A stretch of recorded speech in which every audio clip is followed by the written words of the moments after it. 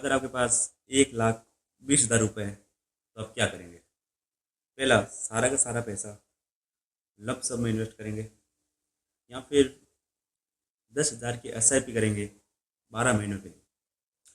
आज मैं आपको रियल एग्जांपल और सिंपल लैंग्वेज के अंदर बताऊंगा कि कैसे हम सेम अमाउंट में SIP बेटर होती है या लंप सम। और लास्ट में मैं आपको बताने वाला हूँ एक सीक्रेट प्रो स्ट्रेटजी जो रिच लोग फॉलो करते हैं इन्वेस्ट करने के लिए। Welcome back. आज हम बात करने वाले हैं lump sum versus SIP, but एक ट्विस्ट है और सबका अमाउंट सेम होगा।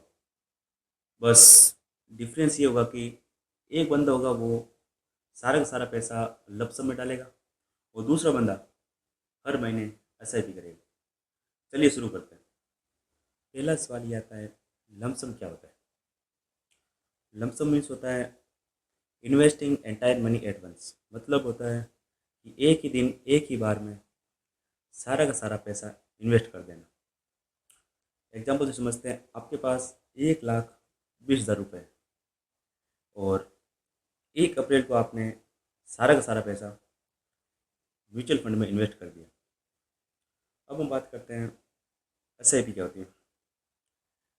SIP की मैंने सेपरेट वीडियो बना रखी है, तो आप वहाँ जाके देख सकते हैं। और मैंने उसमें सब डिटेल लिखी है कि कैसे SIP वर्क करती है, कैसे हम छोटे अमाउंट से SIP शुरू कर सकते हैं। सब मैंने उस वीडियो के अंदर बना रखा है, तो आप उस वीडियो को आराम से देख सकते हैं और समझ सकते हैं। तो अभी मैं आपको बताता हूँ SIP सिंपल एग्जाम होती है। SIP यानी कोई फिक्स अमाउंट जो हर महीने हम इन्वेस्ट करते हैं। एग्जाम्पल देते हैं, जैसे हमारे पास वही सेम अमाउंट है 1,20,000, तो हम हर महीने 10,000 इन्वेस्ट करेंगे। 1 अप्रैल को 10,000, 1 मई को एक वापस 10,000, ऐसे करते करते 1 साल इन्वेस्ट करेंगे तो हमारा टोटल जो इन्वेस्ट होगा वो होगा 1,20,000 रुपये। तो हम लमसम करते हैं 1,20,000 इन्वेस्ट, एंड उस time NAV net asset value होती है वो होती है 20 रुपये। और हमको यूनिट मिलते हैं 6,000 यूनिट। एंड 1 साल बाद जो NAV वो चेंज हो जाती है 20 रुपये से 30 रुपये। देन टोटल वैल्यू हो जाती है हमारे 1,20,000 की 1,80,000, यानी ओवरऑल 60,000 प्रॉफिट। अब हम बात करते हैं SIP, यानी हर महीने हम 10,000 इन्वेस्ट करेंगे 1 साल के लिए, यानी 1,20,000 टोटल इन्वेस्ट होगा। पहले महीने हमने 10,000 इन्वेस्ट किए, उस टाइम NAV यानी नेट एसेट वैल्यू की वैल्यू थी 20 रुपये, तो हमें 500 यूनिट मिले। अगले महीने NAV चेंज होकर 18 रुपये हो गए, तो हमें यूनिट मिलेंगे 555।